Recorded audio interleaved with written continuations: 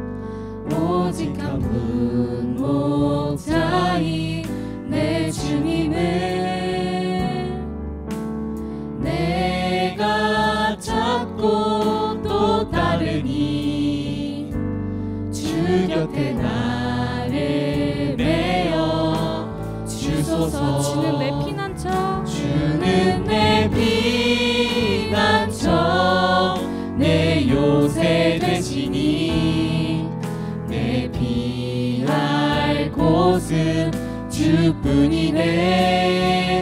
나 돌아갈 내 본향 주의 집에서 내 주님 맞아 주시리. 양들이 주인 찾듯이, 양들이 주인 찾듯이 오직 한 분 목자인 내 주님을 내가 찾고 또 따르니 주 곁에 나를 메어 주소서. 주는 내 피난처, 내 요새 되시니 내 피할 곳은 주뿐이네. 나 돌아갈 내 본향 주의 집에서 내 주님 맞아 주시니. 주는 내 피난처, 주는 내 피난처, 내 요새 되시니 내 피할 곳은 주뿐이네. 나 돌아갈 내 본향 주의 집에서 내 주님 맞아 주시니. 한 번 더 찬양할게요.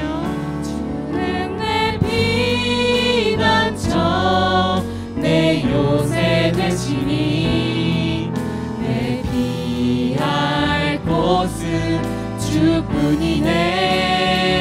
나 돌아갈 내 본향 주의 집에서 내 주님 맞아 주시니.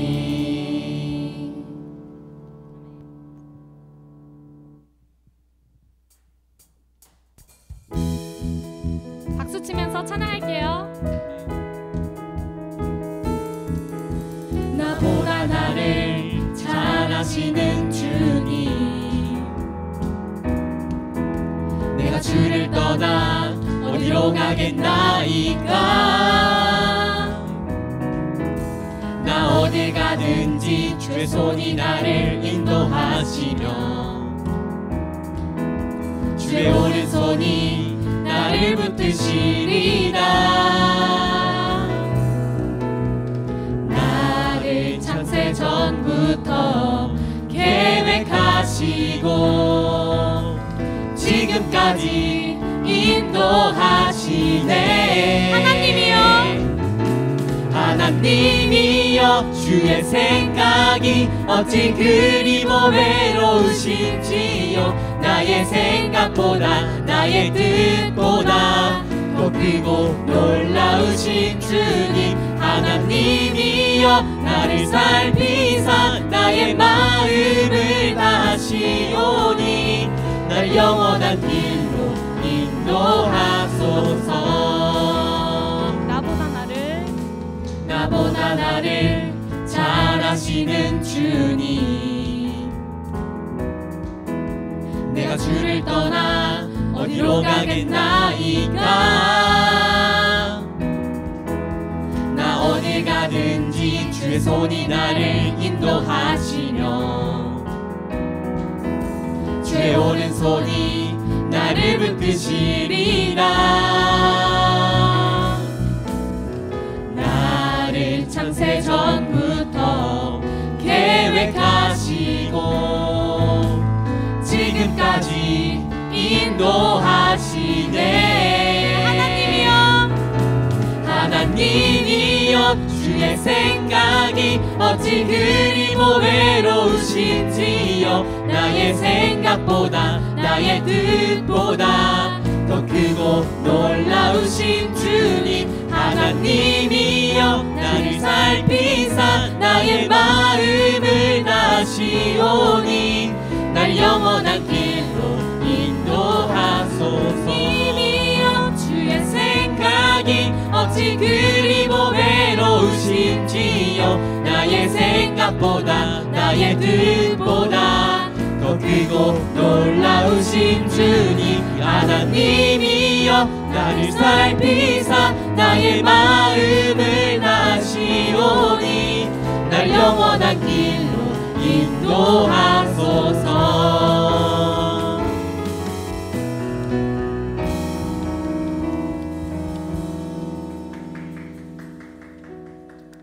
이번 찬양은 여러분이 모두가 잘 알고 있는 찬양이니까 다 큰 목소리로 노래 불러주시길 바랍니다.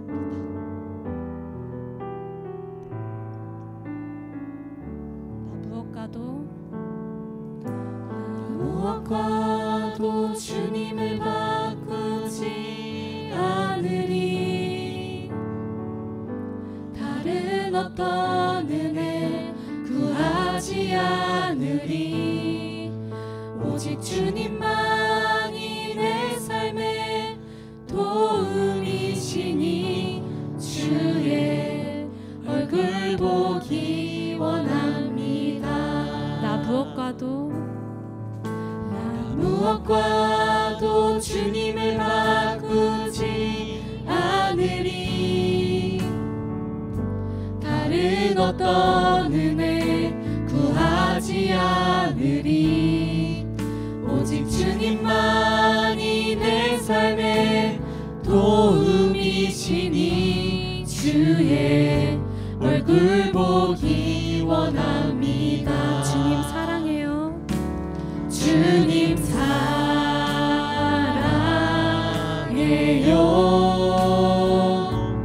온 맘과 정성 다해 하나님의 신실한 친구 되기 원합니다. 처음부터 다시 찬양할게요. 무엇과도 주님을 바꾸지 않으리. 다른 어떤 은혜 구하지 않으리.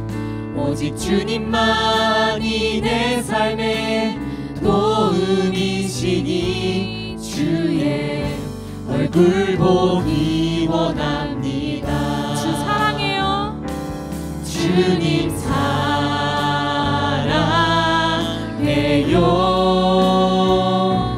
온 마음과 정성 다해 하나님의 시시한 친구 되기 원합니다. 들고 찬양하면서 드리겠습니다. 주님 사랑해요.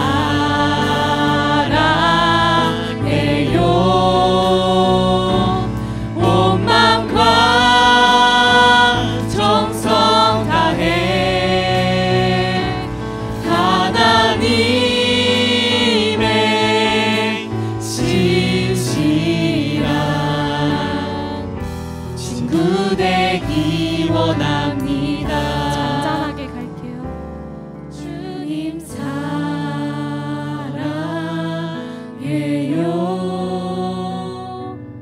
온 마음과 정성 다해 하나님의 신실한 친구 되기 원합니다.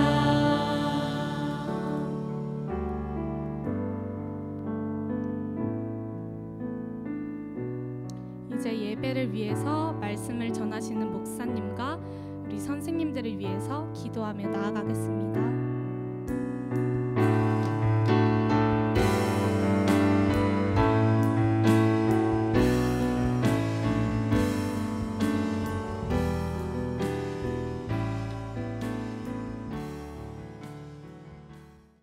이것을 너희에게 이르는 것은 너희로 내 안에서 평안을 누리게 하려 함이라. 세상에서는 너희가 환난을 당하나 담대하라. 내가 세상을 이겼도다. 아멘. 하나님 아버지 감사합니다. 오늘도 예배할 수 있도록 허락하심에 감사합니다. 코로나19로 상황과 마음이 어렵습니다. 어려움 가운데 신앙이 바로 서는 기회 되도록 하시고 이 시간들을 통해 우리의 시선이 세상이 아닌 오직 주님께 돌릴 수 있도록 해주세요. 하나님 한 분만 사랑하기 원하는 분당 중앙교회 고등부 공동체가 되게 해주세요. 오늘 예배 가운데 하나님의 말씀을 전하실 이태영 목사님께 영육간의 강건함, 성령 충만함을 허락해 주시고 맡기신 사명을 잘 감당할 수 있도록 공동체 모두 기도하게 해주세요. 오늘도 살아 역사하시는 우리를 사랑으로 인도하시고 보호하시는 예수님의 이름으로 기도드립니다. 아멘. 네, 여러분 하나님의 말씀 보겠습니다. 구약성경 레위기 10장 1절부터 2절. 구약성경 레위기서 10장 1절부터 2절 두 절을 함께 우리 읽어봅시다. 읽겠습니다. 시작. 아론의 아들 나답과 아비후가 각기 향로를 가져다가 여호와께서 명령하시지 아니하신 다른 불을 담아 여호와 앞에 분향하였더니 불이 여호와 앞에서 나와 그들을 삼키매 그들이 여호와 앞에서 죽은지라. 아멘. 아멘. 수년 전의 일이에요. 목사님이 전도사일 때 교회 동료 교역자분들하고 함께 국수를 잘하는 맛집을 한번 찾아갔었습니다. 근데 이제 한 번은 아니고 배가 고플 때마다 이제 저녁에 야식 겸 해서 종종 가는 포장마차 집이었어요. 그래서 그날도 금요 심야 기도회를 마치고 나서 동료 사역자들과 함께 그 포장마차 집을 갔어요. 딱히 뭐 다른 걸 먹으려고 간 건 아니고 정말 잔치국수를 너무너무 잘해서 바로 교회 건너편 그 합교 입구에 그 오목하게 들어간 그 공터에다가 차를 대놓고서 이렇게 비닐을 쳐놓고 국수를 파는 가게였어요. 그날도 이제 포장마차에 비닐을 걷고서 이제 동료들과 함께 들어갔는데 들어갔다가 다시 돌아서 나왔어요.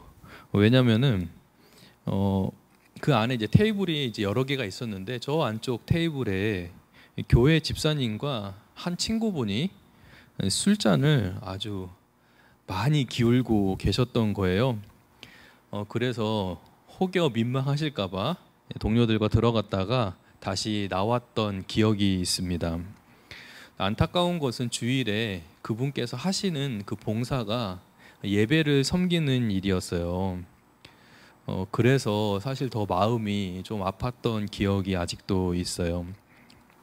오늘 말씀을 보면 굉장히 아픈 내용이에요. 왜냐하면 레위기에서 이제 제사를 어떻게 드릴지 그리고 제사장들의 직분을 어떻게 감당할지를 얘기하면서 나답과 아비후가 첫 제사를 이제 하나님께 드려야 하고 그 직무를 이제 이행하는 이제 10장이 시작이 되거든요. 그래서 9장까지는 제사장이 어떤 일을 할 것인지에 대해서 쭉 하나님께서 설명을 해주시고 이제 너희들이 직접 이제 해야 된다라고 하시면서 첫 이제 직무를 하게 된 시점이었거든요. 그런데 9장 24절 바로 앞절을 보면 제사를 드리는데 속죄제와 번제를 이제 하나님께 드리는데 하늘에서 첫 제사를 드릴 때 하늘에서 불이 떨어졌어요. 불이 떨어져서 그 제단에 있는 것을 모두 다 태웠거든요.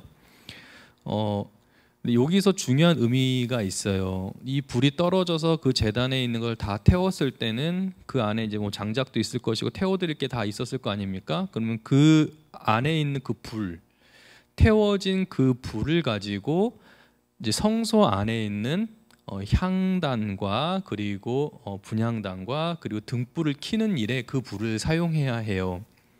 그런데 10장 1절에 바로 그 불을 사용하지 않고 나답과 아비후가 다른 불을 사용했다라고 기록을 하고 있습니다.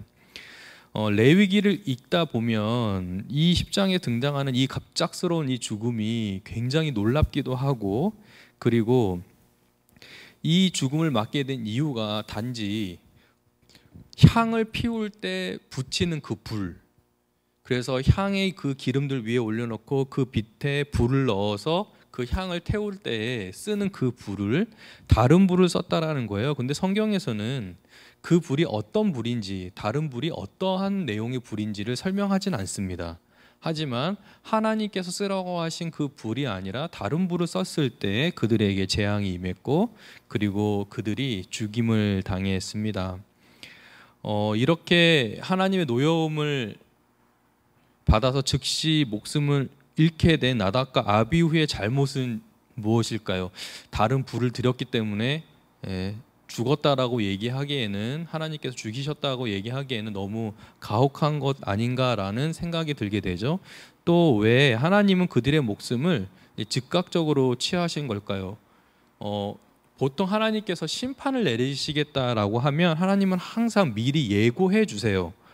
경고의 메시지를 주시거든요. 그런데 이번 사건에서는 경고가 없이 즉각적으로 하나님께서 그들을 치셔서 목숨을 끊어 놓으셨습니다.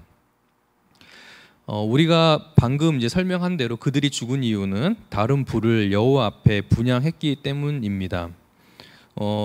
이 다른 불이 어떤 불인지를 확정 지을 수는 없지만 짐작은 가능해요.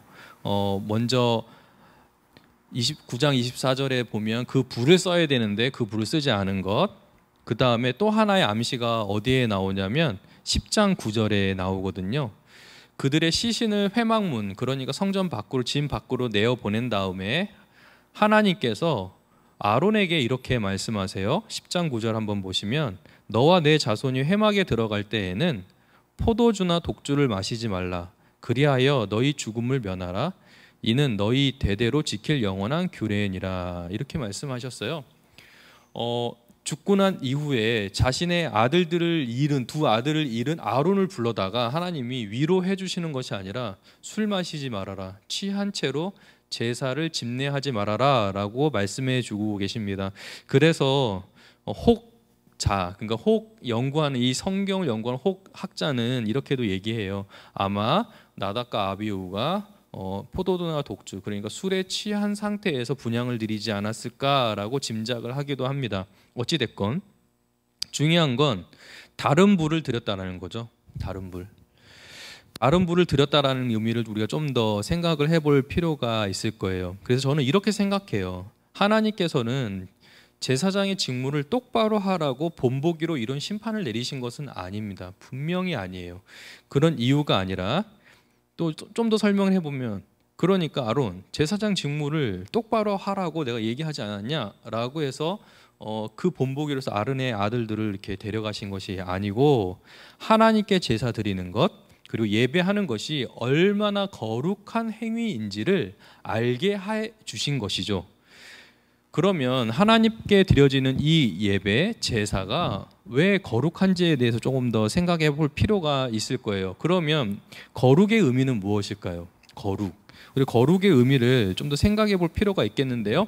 이 거룩이라는 단어는 구약 성경에서는 이렇게 의미를 가지고 있어요. 어떤 대상과 따로 구분되어진 또는 구별된, 이런 뜻을 갖고 있어요. 그래서 이 거룩이라는 단어 안에 분리라고 하는 개념이 들어 있습니다. 그래서 하나님께 제사를 드릴 때에 내가 하나님께 드릴 제물들이 아주 많아요. 예를 들면 양도 있고 염소도 있고 뭐 송아지도 있고 여러 가지 있는데, 그 중에서도 하나님께서 구별해서 드려야 될 제사들이 있다라고 해요. 그게 뭐냐면 흠이 없어야 되고, 또는 새겨야 되고, 또는 암소라든지 아니 암염소여야 되고, 이렇게 규정들이 정해져 있는데, 그런 정해진 그 규정대로 그 많은 양떼들, 염소떼들 사이에서 한 양과 염소를 구별해내는 것이죠. 이게 거룩이에요. 그러면 하나님은 거룩하시다라는 의미는 무엇일까요? 하나님께서는 당연히 피조물과 하나님 자신이 구분되어져 있다는 것이죠. 피조물 같지 않으시고 이 세상에 존재하시나 초월해 계신 그 하나님, 그래서 절대로 인간은, 특히 피조물은 하나님처럼 될 수 없는 그런 의미에서 구분되어진 그 존재의 초월성의 그 거룩함을 이야기하는 것이에요. 또 그리스도인인 우리에게 한번 적용을 해본다면 뭐 거룩한 백성, 거룩한 성도 이렇게 표현할 수 있겠죠. 그때의 거룩함은 단지 죄를 짓지 않고 도덕적인 생활을 하는 것 정도만을 의미하는 것이 아니라 죄 가운데 있는 모든 것으로부터 우리가 구별되어져서 성결하고 하나님 앞에 전적으로 봉헌되어진, 그러니까 드려진, 마치 양과 염소를 구분해내는 것처럼 이 세상에서 우리를 불러내셔서 우리를 하나님 백성 되게 삼으신, 그래서 우리의 소속은 하나님 그분께 있는, 이것이 바로 거룩이라는 것이죠. 특히 출애굽기와 레위기서를 보게 되면 그 기록의 내용 중에 뭐 성막이라든지 성막 기구라든지 제사장 옷, 그 다음에 물품들, 그리고 제사를 드리는 모든 행위를 하나님께서 제정해 주시고 만들어 주셨어요. 그래서 제사장은 제사 드릴 때 자기의 상태가 거룩하지 않으면 안 된 거예요. 그래서 죄로부터 구별되어 있고, 또 이 제사장들은 일반 백성으로부터도 구별돼서 하나님을 섬기는 자들이죠. 그렇기 때문에 제사자가 하나님 앞에 죄 용서의 속죄 제사를 드려서 용서함을 받고 하나님께 나아가지 않으면 그런 제사장들은 그 자리에서 죽는 거예요. 왜냐하면 하나님은 거룩하시기 때문에 거룩한 백성이, 죄 없는 백성이 하나님께 나와와서 예배를 드리는 것을 받으신다는 얘기죠. 이렇게 엄격한 제사 제도 안에서 다른 불을 드렸다는 것, 혹 술에 취한 채 하나님께 제사 일을 했다는 것은 하나님을 업신여기지 않으면, 그리고 그 의미들에 대해서 숙고하지 않은 상태에서 제사를 드릴 수가 없다라는 것이죠. 하나님께서 그렇게 너희들이 거룩하지 않으면 반드시 죽는다라고 말씀을 하셨는데도 그들은, 나답과 아비후는 거룩하게 구별하여 준비해야 할 향을 태우는 불, 그 불을 자기 마음대로 준비하고 향을 피워서 하나님 앞에 가지고 나온 것입니다. 이렇게 생각했겠죠. 원래 목적이 무엇이냐? 향만 잘 피워지면 될 거 아니냐라고 생각할 수 있겠죠. 그래서 향만 잘 타면 되지 뭐 했을까요? 하나님께서는 단지 제사를 드릴 때 이렇게 하라고 형식을 주어서 우리를 괴롭히시거나 아니면 귀찮게 하시려고 주신 게 아니에요. 하나님께서는 제사를 준비하는 우리에게 그 제사장뿐만 아니라 일반적인 백성들도 제사를 준비하고 제사를 드리면서 자신의 죄가 얼마나 무겁고 무서운지를 깨닫게 하시고 죄 있는 자는 반드시 하나님 앞에 나아갈 수 없고 나아가면 죽는다는 사실을 보여주셔서 하나님 앞에 죄 용서를 받는 것이 얼마나 중요한지를 알려주시는 것이죠. 그래서 나답과 아비후는 다른 불을 들여서 죽은 것이 아닙니다. 말씀을 어긴 것도 분명한 죄이지만 그 다른 불을 들였다고 해서 하나님 그들을 그냥 죽이신 게 아니에요. 거룩하신 하나님을 하나님으로 의식하지도 않은 것, 그리고 마음이 담기지 않는 형식만 남아있는 그것 때문에 분명히 하나님께서 이러이러해서 이렇게 해서 이렇게 드리는 것이 옳다라고 얘기하셨음에도 불구하고 단지 형식, 그 형식에만 중요하게 생각한 거죠. 그러니까 향을 피우는 것도 하나님께서 불을 내려주셨잖아요. 그죠? 그러니까 이 불은 어떤 불이냐면 인위적으로 우리가 불을 만들어서 붙여서 태워가지고 하나님께 드린 게 아니라 이 세상에 없는 새로운 하나님의 거룩한 불로서 이 세상이 갖고 있는 불과 다른 거룩한 불을 내려주신 거죠. 인위적이지 않은 하나님이 주신 그 불, 그것을 가지고 구별을 해서 드리라는 거였는데 그것도 하지 않은 것이죠. 그러니까 결국엔 형식만 남아있는 제사자, 그 제사자는 하나님 앞에 어떠한 결말을 얻게 되는지를 오늘 성경을 통해서 하나님은 보여주시고 계시는 것입니다. 우리는 지난주에 엘리 제사장의 두 아들을 기억하실 것입니다. 그 아들들이 하나님께 드리는 그 제사를 멸시하였을 때 어떻게 되었습니까? 그죠? 그리고 하나님께서 이렇게 말씀하셨어요. 사무엘상 2장 30절에 나를 존중히 여기는 자는 내가 존중히 여기고 나를 멸시하는 자는 내가 경멸하리라 라고 말씀하셨습니다. 하나님의 거룩하심과 하나님께 드리는 예배를 귀하게 여기지 않고 형식만 가지고 나오는 것, 이것 자체를 하나님께서는 싫어하세요. 그래서 구약 성경에 소선지서가 있는데 미가서라든지 미가서 6장이라든지 아니면 학개서 1장을 보면 결국 하나님께 드려지는 예배를 중심으로 서지 않는 공동체는 결국 하나님께서 버리신다라고 하셨어요. 그리고 그 버리심이 그들의 삶 속에서도 분명하게 드러난다라고 말씀을 하고 있습니다. 거룩하신 하나님을 의식하지 않은 채 드리는 예배, 하나님께 나아오는 것을 종교적인 형식으로 가볍게 여기는 예배, 하나님께서 주시는 말씀을 경홀히 여기는 마음을 가진 채 예배드리는 모든 것이 하나님께 합당한 예배가 아닙니다. 구원받은 신자라고 할지라도 구원받은 신자는 하나님께서 구원하시겠다, 영원한 생명을 주시겠다고 약속하셨으니까 죽지는 않을 거예요. 하나님이 죽이시지는 않죠. 여전히 저와 여러분들은 살아있잖아요. 그죠?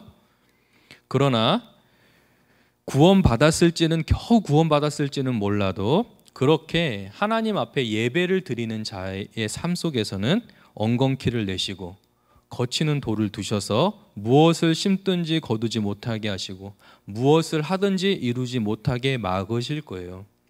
혹시 거두게 하시고 이루게 하셨다면 하나님은 여러분을 사랑하지 않은 것입니다.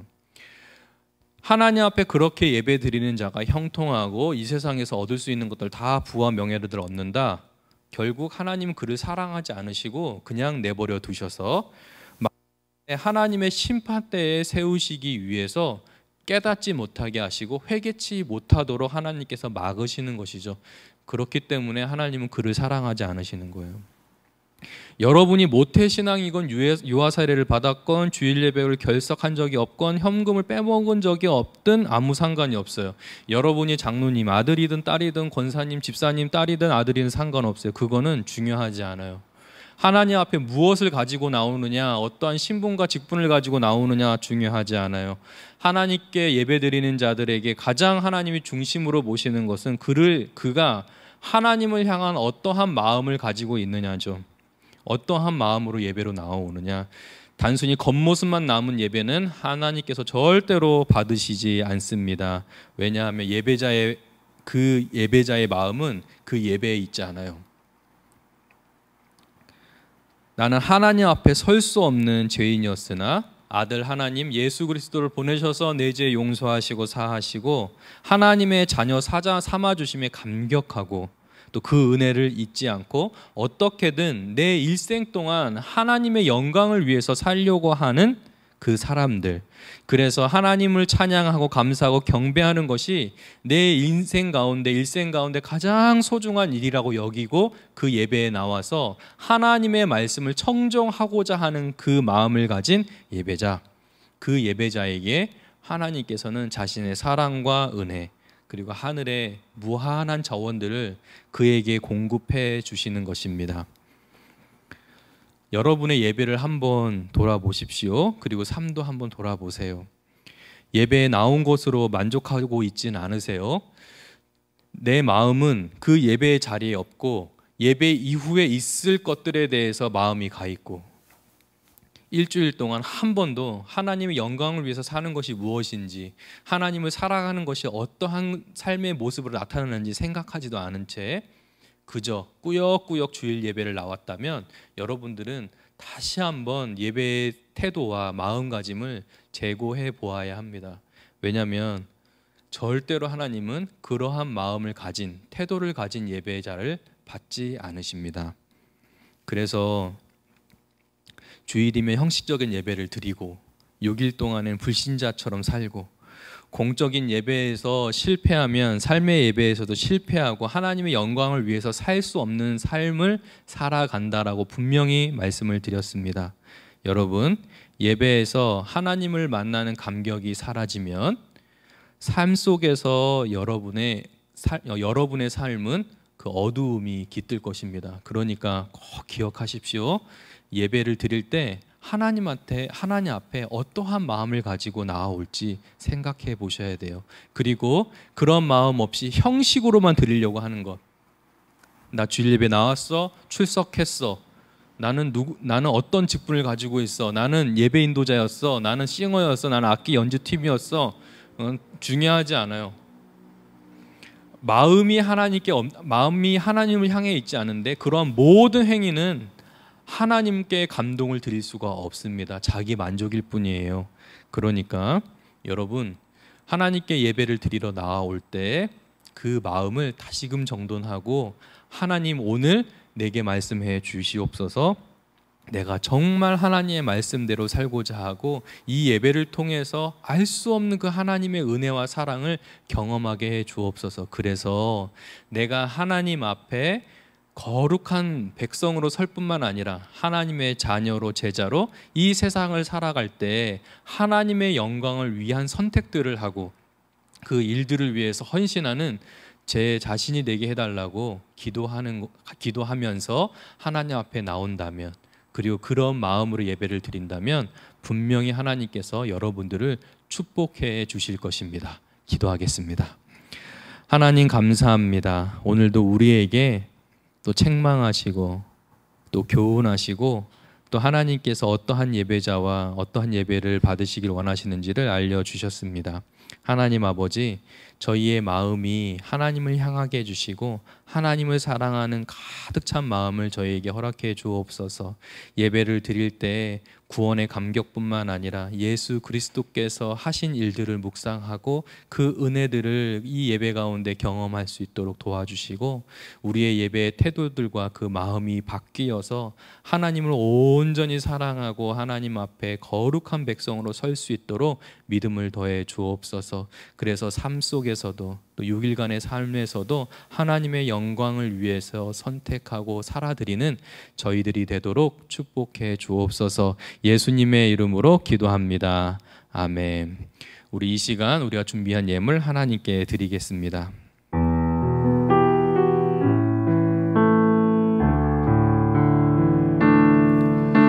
나 무엇과도 주님을 바꾸지 않으리. 다른 어떤 은혜 구하지 않으리. 오직 주님만이 내 삶의 도움이시니 주의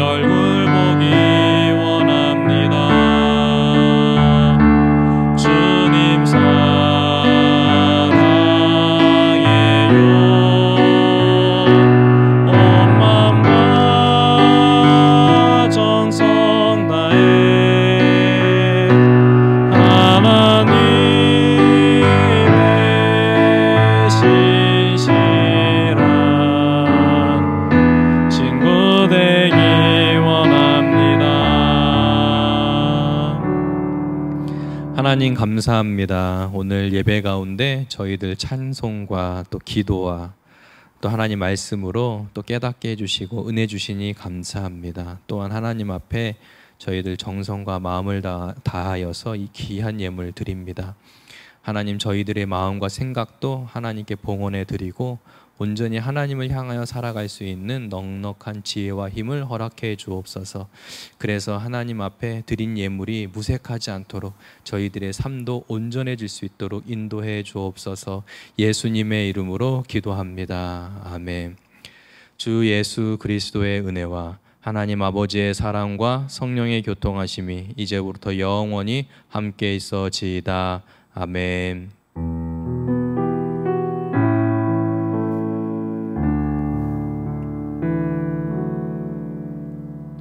네, 오늘 주일 예배는 마쳤고요. 이어서 목사님과 함께 우리 주일 성경 공부에서 좀 더 가까이 또 성경을 배워보도록 하겠습니다. 감사합니다.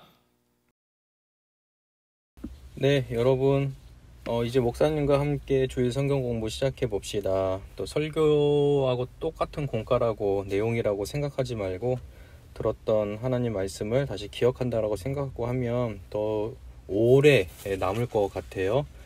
우리 제목 한번 읽어볼까요? 형식만 남은 예배자의 결말. 말씀까지 읽어보도록 하죠. 아론의 아들 나답과 아비후가 각기 향로를 가져다가 여호와께서 명령하시지 아니하신 다른 불을 담아 여호와 앞에 분향하였더니. 아멘. 말씀 기억하기 한번 보도록 하겠습니다. 거룩의 의미를 두 가지 측면에서 설명해 보십시오.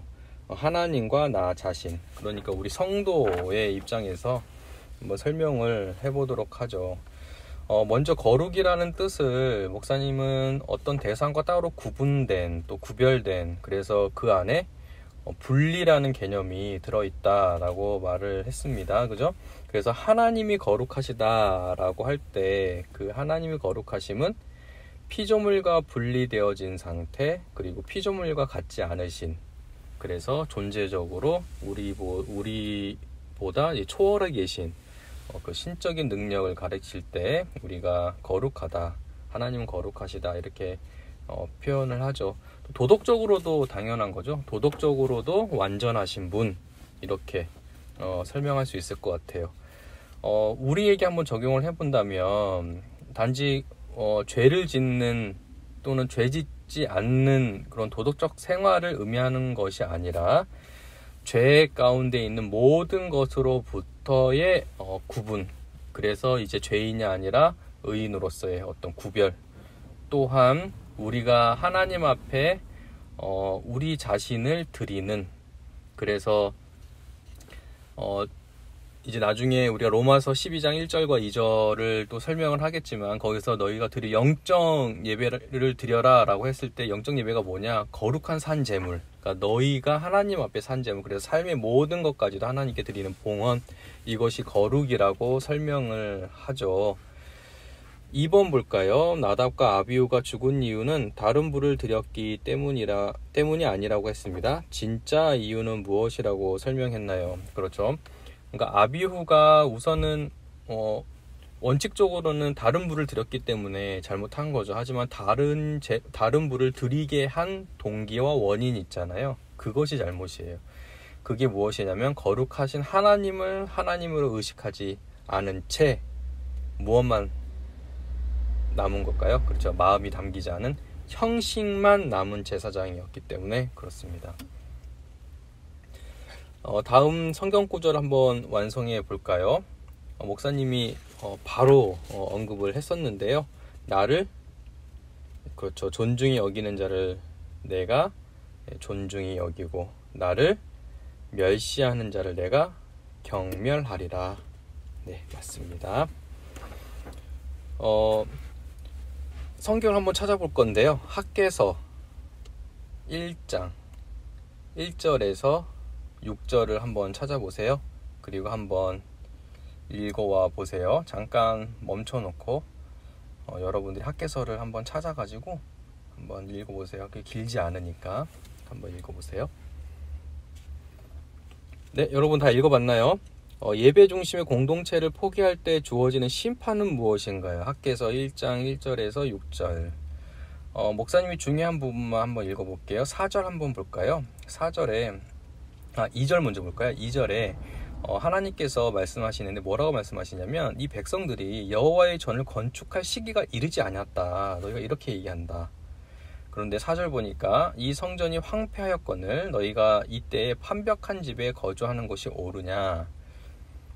이게 무슨 말이냐면 백성들이 이제 포로로 귀환을 했어요. 그래서 학개, 에스라, 느헤미야 이제 이 시대거든요. 근데 우선은 학개와 에스라, 그 다음에 스룹바벨, 이 스룹바벨 총독까지 해서 이제 페르시아로에서부터 귀환을 1차 귀환을 해서 이제 성전을 이제 지어야 되는데 성전 지을 때가 아니다 이렇게 얘기하는 거예요.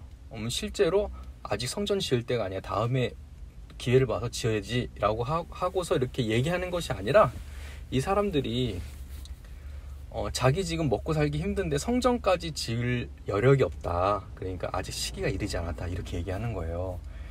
그런데 하나님 뭐라고 말씀하시냐면 지금 성전이 이렇게 다 무너져 내려서 더 이상 예배의 기능을 할 수가 없는데 너희들은 너희 집만 지금 멋진 집에서 사는 것이 옳으냐, 좋은 집에서 사는 것이 옳으냐 이렇게 얘기하고 계시는 거죠. 이게 무슨 말이냐면 그러면 하나님이 살 집을 잘 지어줘라 이 얘기가 아니에요, 여러분. 하나님께 예배드리는 것이 우선이고 너희들이 그게 예배 공동체인데 예배드리는 거 포기하고 너희 집 지금 먼저 짓는 것이 중요하냐 이렇게 얘기하고 계시는 거죠. 그러니까 하나님이 뭐라고 말씀하시냐면 6절에 많이 뿌릴지라도 수확이 적으며 먹을지라도 배부르지 못하며 마실지라도 흡족하지 못하며 입어도 따뜻하지 못하며 일꾼이 삭슬 받아도 구멍 뚫어진 전대에 넣음 같을 것이다. 이렇게 말씀하시는 거죠. 결국 너희들이 예배를 떠난 삶을 산다. 그래서 너희들이 그런 삶을 살면서 씨를 뿌렸다. 수확이 적을 것이다. 먹었냐? 배도 부르지 않을 것이다. 마셨냐? 다시 목마를 것이고 입었냐? 따뜻하지 않을 거야. 일꾼이 너희들이 돈을 벌었어? 수입을 얻었어? 그런데 너희들이 모아둔 그 전대, 그 주머니 밑에 구멍 뚫려 있어. 모이지 않을 거야. 그러니까 하나님께서 결국 예배 공동체를 포기하게 되면 너희의 삶 자체도 이렇게 망가지게 된다라는 것을 이야기하고 계시는 것이죠. 삶에 적응하기 5번 한번 볼까요? 그동안 형식적으로 예배드렸던 모습을 회개합시다. 예배드릴 때 하나님이 주시는 은혜와 감격을 달라고 기도합시다. 여러분, 목사님이 계속 예배에 대해서 강조하고 있는데요. 왜 예배가 중요한지 앞으로 이제 계속해서 설명을 할 거예요. 그래서 어떠한 예배를 드려야 되는지에 대해서도 이야기를 할 텐데요. 여러분이 그동안 어떻게 예배 드렸는지를 정말 한번 속마음 깊이 한번 되돌아보세요. 그리고 또 하나님께 우리가 정말 회개하고 다시 하나님 앞에 정말 진정으로 마음을 다해서 그리고 또 하나님의 말씀대로 살고자 하는 그런 마음으로 또 그 말씀대로 또 살고자 하는 힘을 달라고, 은혜 달라고, 또 감격을 달라고 기도해야 돼요. 그렇게 예배를 드려야지 여러분들이 실제로 하나님이 살아계시고 말씀이 정말 능력이 있고 하나님 말씀을 붙잡고 사는 삶이 무엇인지를 깨닫게 되는 거예요. 그래서 여러분들 꼭 오늘 5번 다시 한번 읽어보시고 여러분 스스로 또 결단도 하시기를 바라고, 그리고 오늘 학개서 1장 1절부터 6절까지 읽었는데 예배 공동체를 포기하게 될 때 결국에는 삶도 무너진다는 사실 잊지 마시고 오늘 예배 정말 진심으로 드려줘서 너무 고맙고 또 계속되어질 예배 가운데 여러분들이 감격과 소망 그리고 기대를 가지고 참석해 주시기를 바랍니다. 감사합니다.